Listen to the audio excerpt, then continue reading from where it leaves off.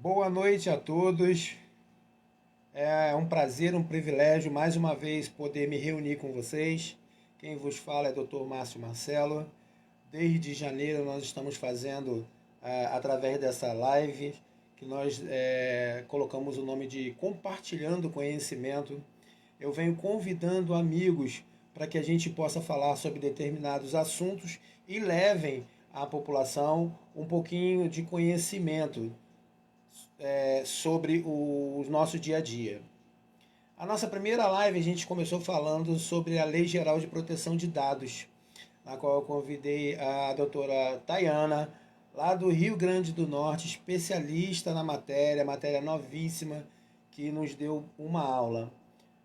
Falamos também de direito do consumidor. Trouxemos a doutora Giane, lá de Minas Gerais, que também ministrou praticamente uma palestra. Todos esses doutores são amigos espalhados pelo Brasil, do momento que nós fizemos o curso de doutorado e mestrado, e eles dividiram o conhecimento junto com a gente na live. Fizemos também direito do trabalho, convidamos o doutor Paulo, especialista constitucionalista, sabe tudo de direito do trabalho, também explicou várias mudanças que a lei teve. Falamos de intolerância religiosa, na qual a convidada foi a Iaquequerê, do Ile Axé, o Milarei Yassabá, do Babá Daniel, uma pessoa que tem escritora de livros, que tem muito convívio nas universidades. Ela é mentora, orientadora de TCC.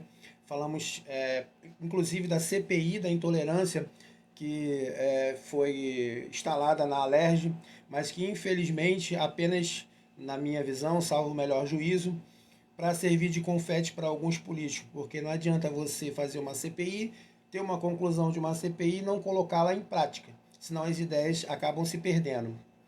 A gente falou também de violência doméstica, no aspecto da psicologia, né?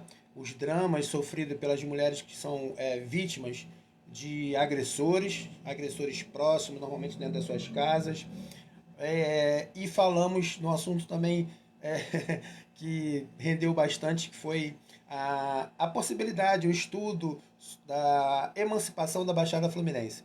Tivemos o Dr. Luiz de Almeida, que é um entusiasta no assunto, e tivemos o jornalista meu amigo França, que nós debatemos bastante sobre esse assunto. Só que a partir de agora, eu preciso dividir com vocês que a gente vai entrar no momento mais específico para falar de eleição. Até porque o seu amigo, como todos sabem, é pré-candidato a deputado estadual. E também é um advogado que tem essa expertise nessa matéria. Então, como estamos no calendário eleitoral, eu resolvi, a partir de agora, transformar essas lives de conhecimento, de compartilhar conhecimento, para que a gente fale um pouquinho do momento importante que o nosso Estado vive.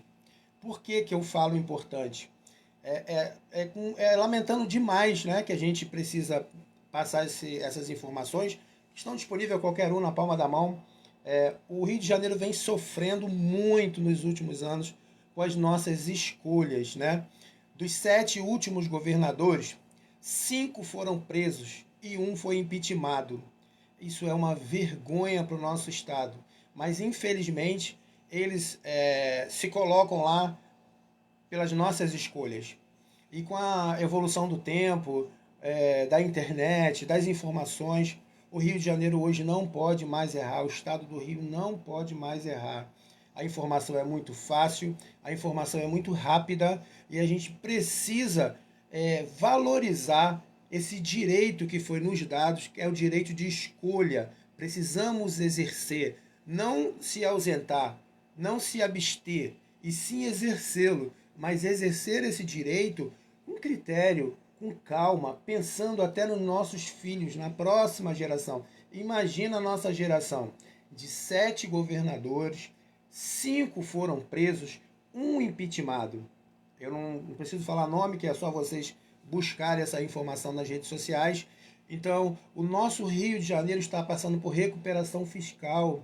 O nosso Rio de Janeiro está quebrado, falido. Se o Estado está quebrado e falido, imagina os nossos municípios, as 92 cidades, tirando a capital, mas as outras 91 cidades. Imagina o sofrimento.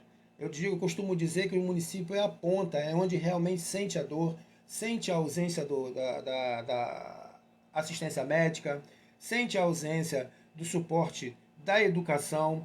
Então, esse momento que eu queria dividir com vocês é para eu me colocar como pré-candidato a deputado estadual, mas não falar de campanha, falar assim de pontos esclarecedores sobre essa eleição e da dificuldade.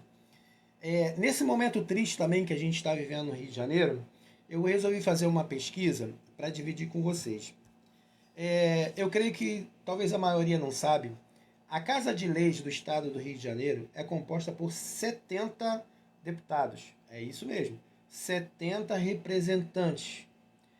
E uma pesquisa muito superficial que eu fiz diz que a cada 6 deputados, 2 já foram processados ou respondem criminalmente por algum ato administrativo e também criminal. Ou seja, é mais uma consequência das nossas escolhas. Por isso é que eu queria muito ter essa oportunidade de começar, a partir de agora, falar com vocês de eleições, até porque nós estamos já no calendário eleitoral, né? O calendário eleitoral ele não é só no momento da eleição ou quando se pode fazer propaganda. Existem as fases preliminares, que existem algumas vedações. Daqui a pouco, mais próximo agora, até o início de agosto e final de julho, nós já teremos as convenções. As convenções é o momento em que os partidos políticos escolhem o nome das pessoas que irão representar a sua legenda como candidatos. Esse ano, todo mundo sabe, são as chamadas eleições gerais. O que é eleições gerais? Eleições gerais porque nós vamos eleger o presidente da República, um senador, um deputado federal, um deputado estadual. Então, é uma eleição mais ampla, na qual a gente vai precisar ainda mais dos critérios de escolha. A nossa responsabilidade, ela aumenta muito mais ainda. Então, assim, eu vou iniciar falando de mim para quem ainda não me conhece. Eu me chamo Dr. Márcio Marcelo. Eu sou nascido no subúrbio carioca, na Penha. Minha infância inicialmente foi na Baixada Fluminense, mas posteriormente passei toda a minha infância e adolescência no subúrbio, em Olaria. Sou raiz mesmo de Olaria.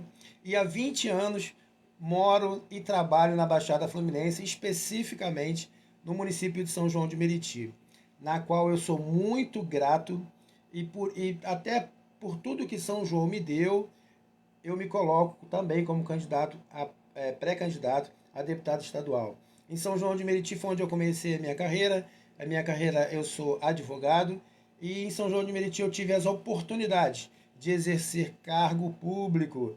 Sim, não tenho nenhuma resistência em falar que exerci cargo público, porque eu sou uma pessoa de ficha limpa e é muito por isso também que eu me coloco na condição de pré-candidato, porque por longos 20 anos exerci cargos na área do direito como servidor público e jamais não tenho uma anotação criminal, nenhuma anotação com o Tribunal de Contas, Ministério Público.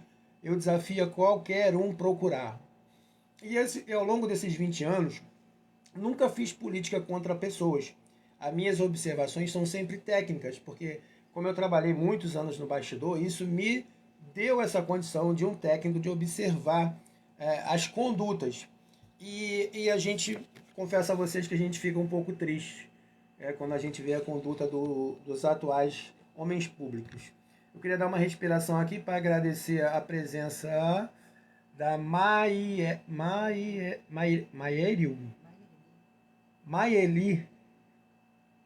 Silva, da Dani Duarte, do Nicolas, que é um especialista em administração pública, do Eduardo Gonçalves.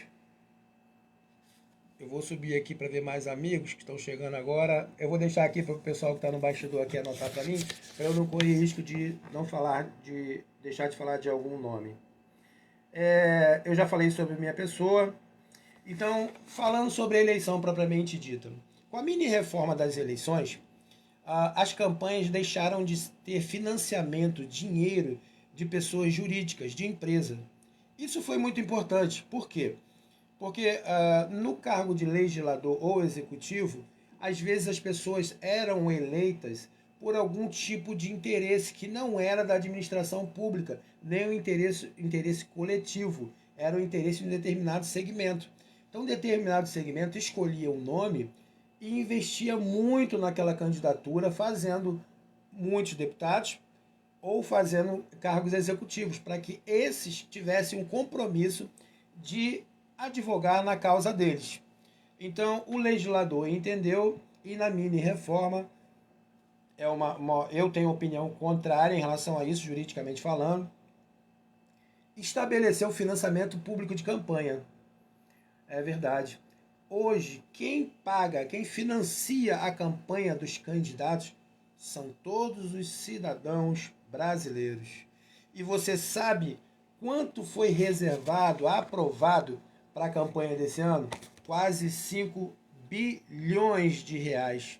5 bilhões de reais de dinheiro público para financiar a campanha em todo o Brasil. Esse financiamento de campanha, esse valor, esse dinheiro, ele é repassado proporcionalmente para os partidos, que também, dentro da legislação, passam para os seus candidatos poderem fazer campanha, uma vez que não se pode fazer mais dinheiro com dinheiro, campanha com dinheiro de pessoa jurídica. Então, hoje a campanha é feita por financiamento público. Especificamente no nosso caso, como a gente falou, a gente está indo para uma eleição proporcional. Por que a eleição, eu falo eleição proporcional e o legislador fala eleição proporcional? Porque diferente da eleição de prefeito e de governador, que ganha quem faz mais voto, na eleição proporcional de deputados e vereador, existe uma fórmula, uma proporção para que essas 70 cadeiras sejam preenchidas. Que isso também vocês não vão ter dificuldade de acessar a internet para saber. Por isso que às vezes as pessoas falam assim, mas fulano teve tantos mil votos não entrou e fulano teve menos votos entrou. Porque é uma eleição proporcional.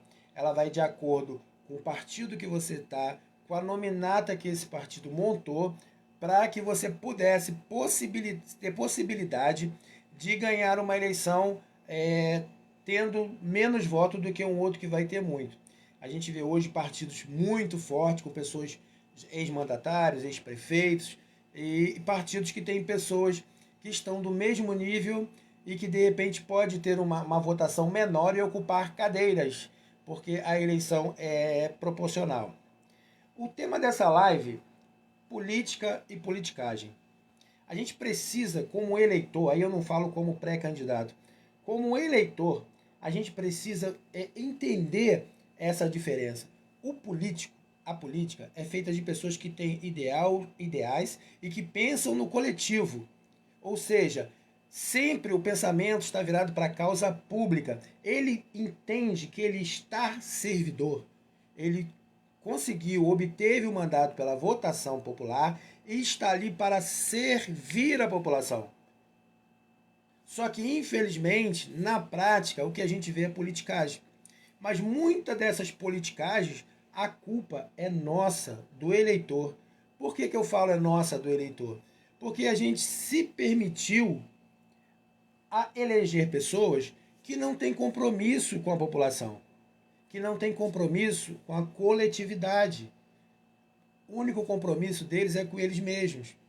Só que nós conseguimos identificar essas pessoas, mas infelizmente a gente acaba se permitindo eleger pessoas que não têm nenhum compromisso com a administração pública ou com o interesse coletivo. Vou dar um exemplo para vocês. Na Baixada Fluminense, aqui no estado do Rio de Janeiro, é comum nas eleições municipais deputados eleitos fazerem chapa ou se candidatarem ou ser candidato a vice-prefeito de determinada cidade para unir forças e ganhar uma eleição. Isso aconteceu na minha cidade, São João de Meriti, aconteceu numa cidade ao lado, de Belford Roxo, onde deputados temporariamente saem de seus mandatos, vêm concorrer a uma eleição para fortalecer um determinado candidato, ganham a eleição e não sentam não renuncia ao mandato de deputado e fica, entre aspas, escondido num título de vice-prefeito. Quais são as consequências? Para a legislação determina que você tem prazo para você fazer essa escolha. Você que era um deputado e se permitiu ser candidato numa determinada chapa como vice, ganhou a eleição, você vai ter um prazo a cumprir para você renunciar ao seu mandato e ser vice, porque você não pode ser os dois. É incompatível ser os dois. Então você, num golpe, se une a um candidato da cidade, ganha a eleição e você não renuncia ao seu mandato de deputado. E vive para a população que infelizmente não tem acesso à informação com esse título de vice-prefeito. Aí quais são as consequências? Eu falo para vocês. Se porventura, nessa eleição agora que se aproxima, os candidatos, os prefeitos de São João de Meriti, especificamente, e de Belford Roxo, fossem candidatos a qualquer coisa, deputado federal, quem seria o prefeito? Ele teria que renunciar. Quem seria o prefeito que ia assumir a cadeira dele? Não tem vice, porque eles fizeram um golpe político para ganhar uma eleição, porém, o vice não renunciou ao seu mandato e a cidade fica sem vice-prefeito. Se o prefeito renunciar ou decidir ser candidato a alguma coisa e vier a ganhar, a cidade não tem um vice-prefeito eleito nem um prefeito eleito. Vai recair para a Câmara de Vereadores. O presidente da Câmara será o novo prefeito da cidade. Nada contra o presidente das câmaras, nada contra. Mas aí eu pergunto, esse prefeito, esse novo prefeito, presidente da Câmara, tem legitimidade para assumir? Ele não teve um voto para prefeito. Mas em funções dessas tramas, desses golpes, de pessoas que não têm compromisso com a coisa pública, acontecem esses fatos. Por isso, eu estou relatando isso para você como exemplo, para te dizer a importância de você exercer o seu direito de voto, a importância de você pesquisar e fazer escolhas por bons nomes. Eu estou pegando as minhas anotações aqui só para eu não sair do tema que eu me propus a falar. Enquanto isso, eu vou pegar aqui a lista dos boa noite, para a gente dar boa noite. Deixa eu pegar aqui a caneta, para a gente ir dividindo com os amigos que já estão aqui.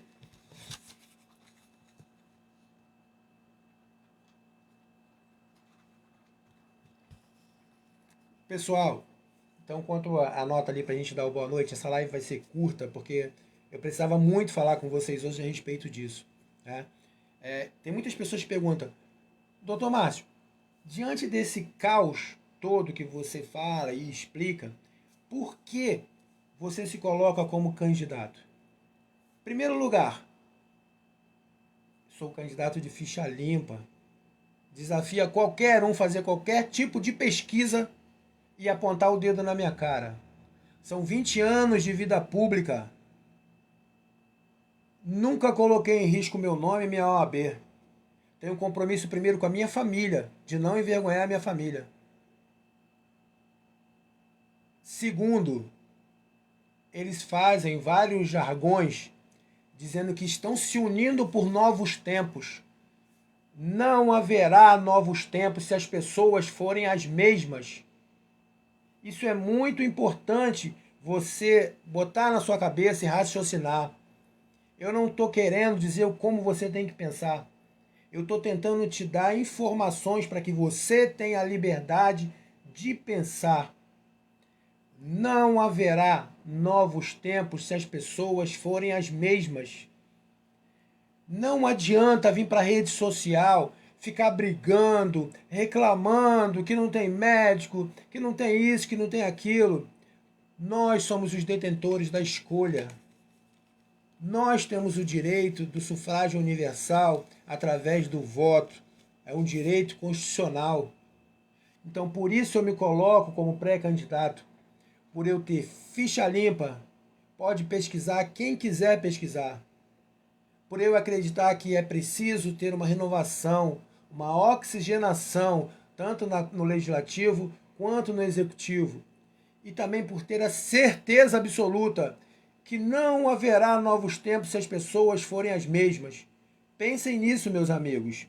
Dá uma boa noite para o Antônio de Carvalho, Alfredo Queiroz, Renata Cristina, Vânia Rocha, Eduardo Gonçalves, Meiriele Silva. Agradecer a todos aí que estão nos prestigiando, dando um tempinho pra gente poder dividir. Se alguém quiser falar alguma coisa, se alguém quiser dividir tela, aqui é liberdade de expressão. Não tenho medo nenhum de abrir uma tela aqui com ao vivo com qualquer um que esteja para falar de alguma coisa, porque não tenho rabo preso, não tenho esquema, não tenho compromisso com o sistema. Não sou mais homem do que ninguém, não estou desafiando ninguém. Não falei o nome de ninguém. Mas eu não tenho compromisso com o sistema. Quando eu me coloco como homem público, como um pré-candidato a deputado estadual, o meu primeiro compromisso é na minha casa e não envergonhar a minha família. E por saber que eu não envergonharei minha família, é porque hoje eu estou pré-candidato a deputado estadual. E acreditando muito na possibilidade.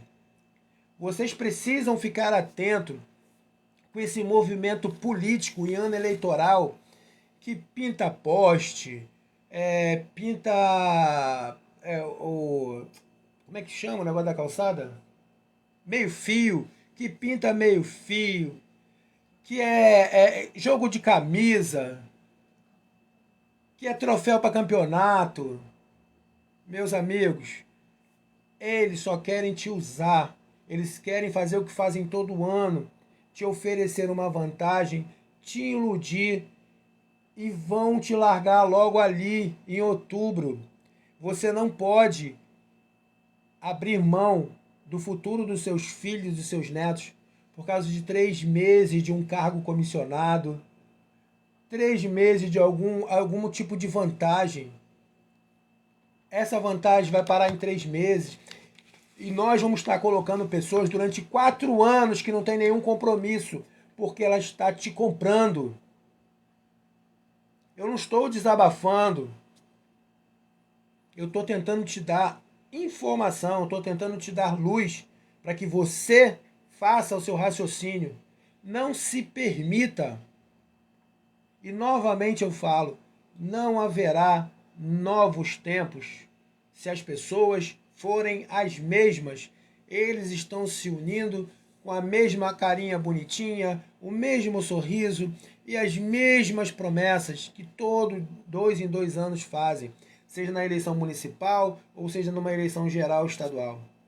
O Brasil passa por um momento muito delicado. O estado do Rio de Janeiro, como eu falei para vocês, está falido.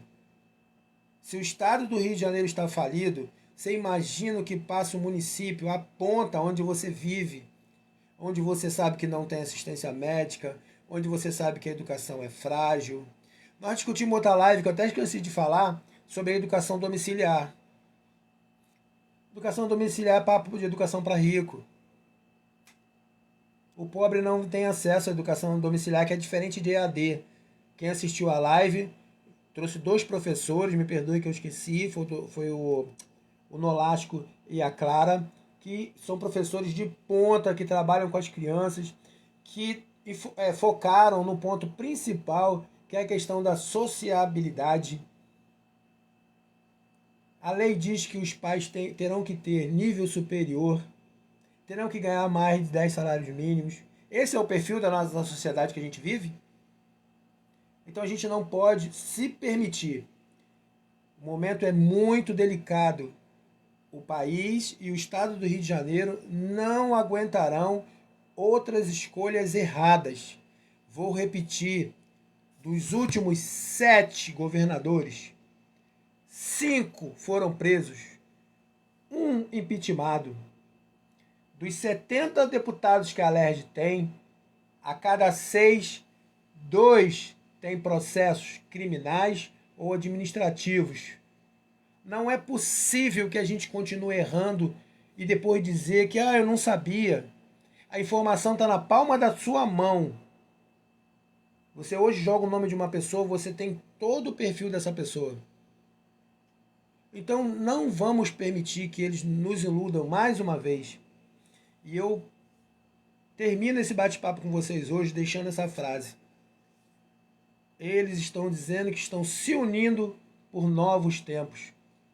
Mas não haverá novos tempos se as pessoas forem as mesmas.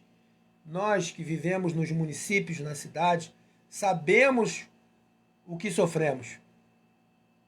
E não é possível que a gente ainda consiga fazer escolhas erradas. Hoje você vê na televisão, não vou dizer nomes de novo, assisto muito a televisão, a rede de saúde, onde foi constituído um tal de CISREG para você marcar consultas e exames, você não consegue. Isso é mentira. Para você conseguir um exame, uma consulta, você depende de um político, ou é de um vereador, ou é de um deputado, porque senão você não consegue fazer um exame de imagem, fazer uma coleta de sangue, ou fazer uma simples consulta. Isso foi matéria da televisão essa semana toda. Não estou inventando, não estou apontando o dedo, nem estou sendo mágico. Então não é possível que a gente vai se acostumar com mais do mesmo. Me perdoe se hoje eu estou subindo o tom, porque eu tenho visto muitas coisas, principalmente nas redes sociais. Um monte de funcionários chegando e dizendo: doutor, eu estou sendo obrigado a botar no meu perfil da minha rede social o político atrás de mim, porque senão eu sou exonerado. E nos tempos atuais, se eu for exonerado, eu vou passar fome. É matéria de televisão hoje, as pessoas passando fome. Então ninguém hoje pode perder o emprego é dignidade. Então ela se submete a ter que prostituir a sua rede social para não ser exonerado. A gente lamenta muito por isso, mas é preciso dar um basta. A gente não pode se acostumar com isso. E esse basta só depende da gente.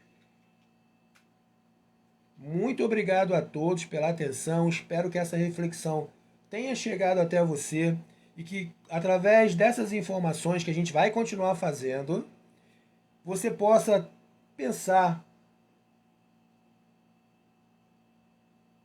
que você possa refletir. O que ele está te oferecendo é momentâneo. E daqui a 3, 4 meses, eles vão te abandonar. E você vai continuar sofrendo. Seu filho vai continuar sofrendo, não tendo médico, não tendo escola.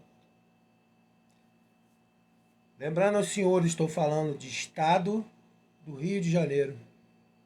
O Estado do Rio de Janeiro não pode mais sofrer com escolha errada, tanto de governador quanto de legislador.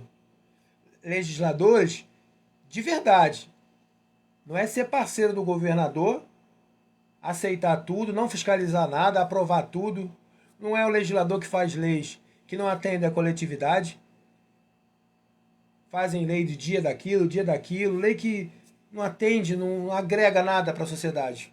Não tem ganho. Então eu acredito muito na reflexão do eleitor nesse ano. E que vocês que me seguem, que dividem comigo esses momentos, possam fazer essa reflexão e multiplicar essa reflexão.